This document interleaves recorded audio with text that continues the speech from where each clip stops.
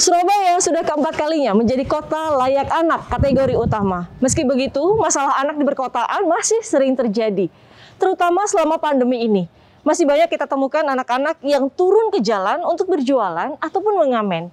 Bahkan ketika sampai di rumah, mereka masih mengalami tindak kekerasan.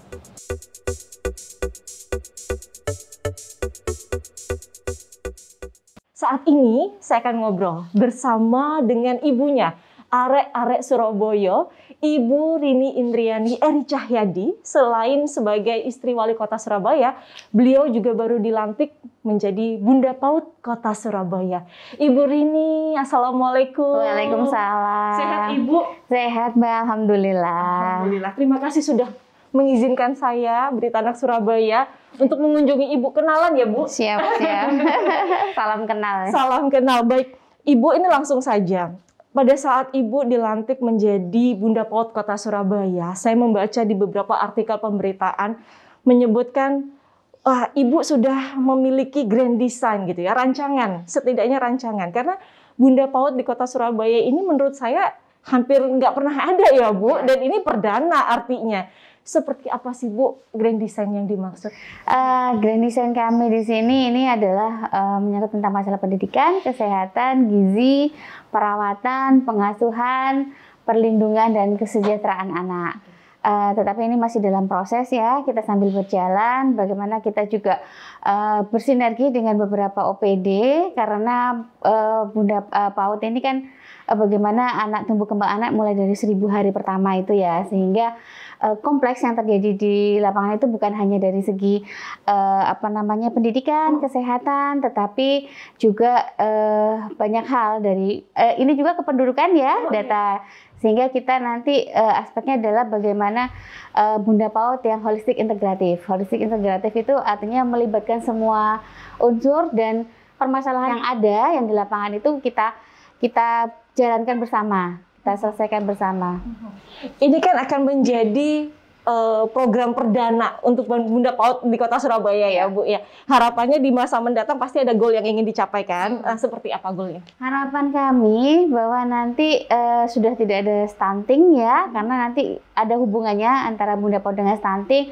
Kemudian tidak juga ada angka kematian bayi dan ibu hamil, kemudian anak-anak menjadi tumbuh hebat, mereka menjadi anak-anak yang luar biasa, karena itu penting ya, itu akan mereka bawa seumur hidup.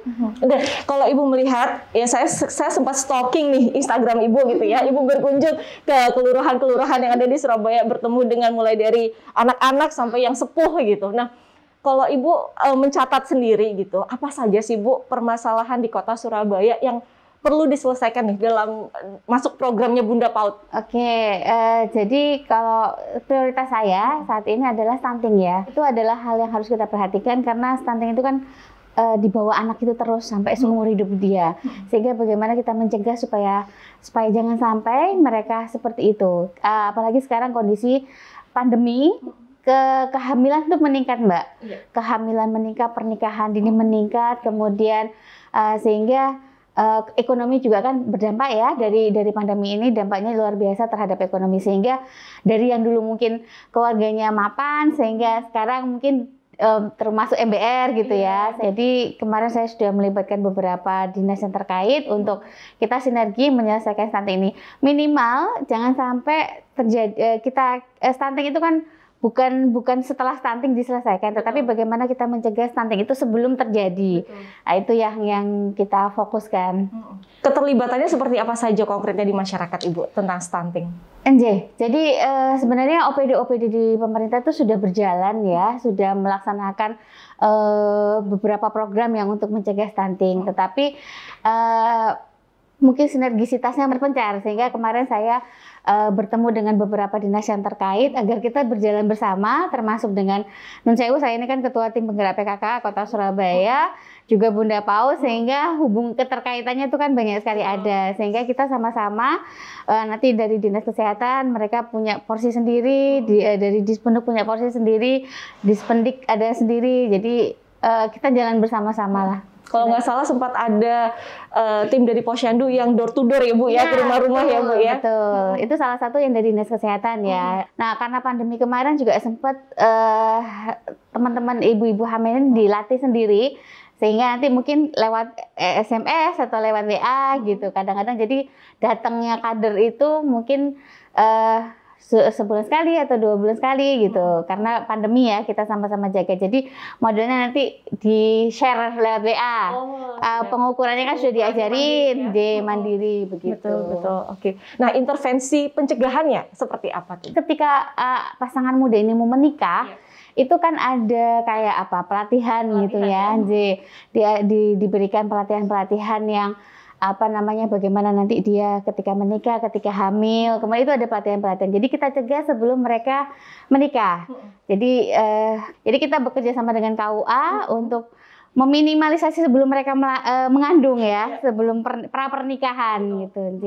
Jadi sosialisasinya dari hulu ke hilir ya Bu ya, mulai dari pra pernikahan sampai pasca ketika mereka. Stunting itu kan harus dicegah sebelum ya. Lebih baik pencegahan sebelum pengobatan gitu ya. Betul. Kalau angka stunting sendiri di Surabaya Ibu? Stunting itu kalau nggak salah kemarin itu sekitar 5.000. 5.000. Ya, kalau dibandingkan dengan jumlah total Surabaya memang sepertiganya, tetapi artinya kita tidak bisa melihat dari situ ya. Tetap aja ini problem gitu ya Bu ya. Saya anggap itu sudah banyak gitu. Jadi apalagi dengan kondisi saat ini harus jangan tambah bertambah gitu ya. Betul. Apalagi kondisi pandemi, ekonomi sulit gitu. Sangat efeknya luar biasa. Oke. Nah, di pertanyaan selanjutnya nih Bu. Kita ngomong tentang Surabaya sebagai kota layak anak ya Bu ya. Artinya banyak sekali harapan-harapan atau juga orang-orang yang menjadikan Surabaya sebagai contoh gitu. Nah, tapi selama pandemi ini banyak sekali Ibu anak-anak yang kembali turun ke jalan. Mereka ada yang jual tisu, ada yang mengamen, ada yang harus ikut orang tua berjualan, jadi ikut nunggu di warung kayak gitu. Nah, ini seperti apa Bu intervensi yang akan dilakukan Bunda PAUD gitu terkait dengan anak-anak yang kembali turun ke jalan? Jadi kalau itu nanti kita lihat ya, itu karena mungkin dari apa namanya keluarganya, kemudian dan kita akan nanti pastinya dengan dinas yang terkait ya, misalnya dinas sosial, dinas pendidikan, karena memang sinergisitas semua pemerintah dengan stakeholder dengan masyarakat itu penting ya. Karena bagaimanapun kan Surabaya sebagai kota layak anak ya Bu ya, indikatornya pasti banyak sekali gitu. Salah satunya jangan sampai anak-anak turun ke jalan lagi gitu Bu ya. Oke Bu, ini pertanyaan selanjutnya. Tadi Ibu sempat mengatakan soal selama pandemi ini angka kehamilan meningkat. Kehamilan dini juga meningkat gitu ya Bu ya. Dan saya juga tahu dari data LPA, data dari Kementerian Pemberdayaan Perempuan dan Perlindungan Anak, data Simfoni yang menyebutkan bahwa Jawa Timur terutama di Surabaya ternyata angka kekerasannya tinggi gitu Bu. Selama pandemi gitu. Ada kekerasan secara ekonomi gitu ya, ada penelantaran ekonomi, kekerasan seksual terutama. Nah, ini seperti apa Bu peran Bunda PAUD nanti? Karena kan akan ada holistic integrated itu ya Bu ya. Sebelumnya saya mungkin mau meluruskan ya, kalau LPA itu kan provinsi mungkin jumlahnya sekitar 200 sekian. Tetapi kalau Surabaya sendiri itu mungkin 33-an ya, sehingga jumlahnya tidak sefantastis itu gitu deh. DP5A itu nanti sudah terjun. Jadi kita punya kader-kader. Jadi mereka akan turun untuk melihat data-data anak-anak ini akan mendapatkan pendampingan dari DP5A. Ya, jadi ya itu sekali lagi kita harus bersinergi antara semua dinas yang terkait ya. Termasuk korban ya Bu ya, terutama perlindungan korban. Jadi keluarganya juga ya. Karena biasanya itu kan kompleks. Jadi nggak hanya pasti ada silsilahnya, ada kejadian, sehingga kita pembinaannya itu bukan hanya dari anaknya saja, kemudian dari keluarganya, dari lingkungannya, itu banyak faktor yang terlibat ya, banyak faktor yang menyebabkan hal itu. Kita harap ya Bu ya di 3 bulan terakhir ini pandemi benar-benar bisa mereda gitu ya, sehingga pemerintah Kota Surabaya, Bunda PAUD programnya bisa berjalan sesuai rencana gitu kan. Amin. Siap. Bu, saya punya pertanyaan titipan. Ini ada anak-anak Surabaya yang sudah mengirimkan rekamannya. Libur ini, kalau lagi libur, kegiatannya apa sih? Lucu banget, umur berapa?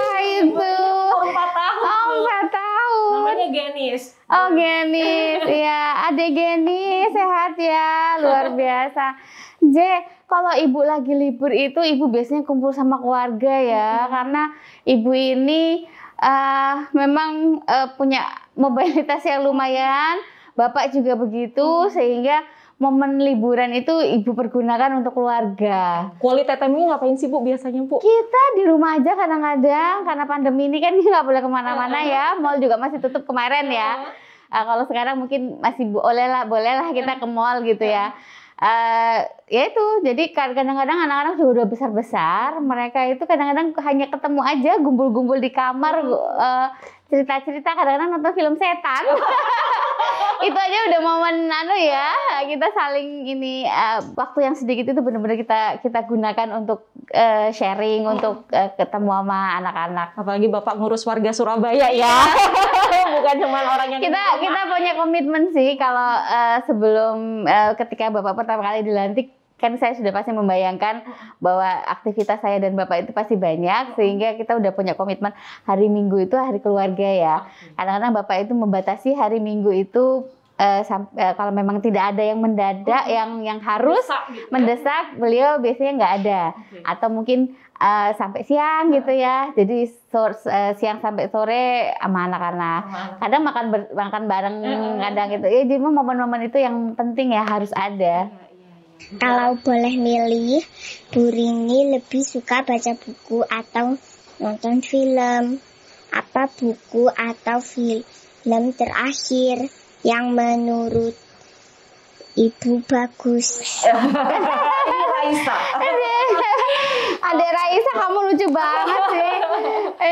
Kamu suka baca buku apa nonton film ini ya? Kalau ibu itu lebih suka nonton film ya. Nah, film ini ibu tuh lebih suka belajar itu lewat visual ya. Kalau nonton film itu biasanya ada seninya ya. Jadi film itu bisa macam-macam, ada film pendidikan, film apa macam-macam, sehingga ibu lebih suka nonton film gitu. Film terakhir nih katanya Raisa ini nonton Apa ya? atau yang paling bagus yang menurut Ibu layak nih, cocok ditonton oleh Keluarga Cemara kalau filmnya ya. Jadi ibu itu banyak pembelajaran. Kalau ibu, menurut ibu tuh banyak pembelajaran di Keluarga Cemara. Menjadi apa contoh juga. Kadang-kadang ibu sekarang juga masih harus banyak belajar ya. Jadi seorang ibu, jadi seorang istri itu masih banyak harus belajar.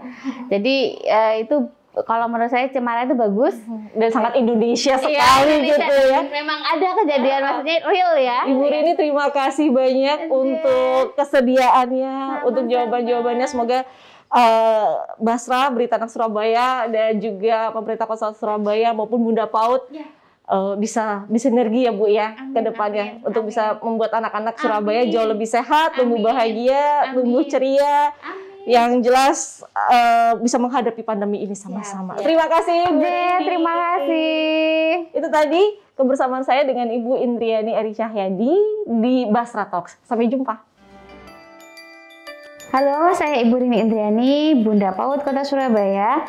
Ayo bersama kita bersinergi mewujudkan PAUD Kota Surabaya sebagai PAUD berkualitas dengan layanan holistik integratif.